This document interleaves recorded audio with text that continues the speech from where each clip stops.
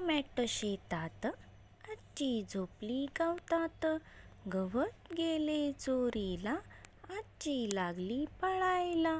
पळता पळता पडली, डॉक्टरकडे गेली.